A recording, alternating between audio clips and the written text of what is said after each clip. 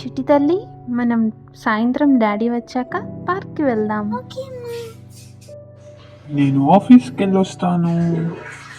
Bye daddy, evening త్వరగా వచ్చి పార్క్కి వెళ్దాం.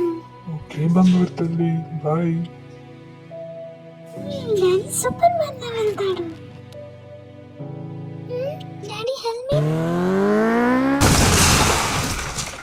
అలా జరగడానికి వీల్లేదు. డాడీ ఆగు.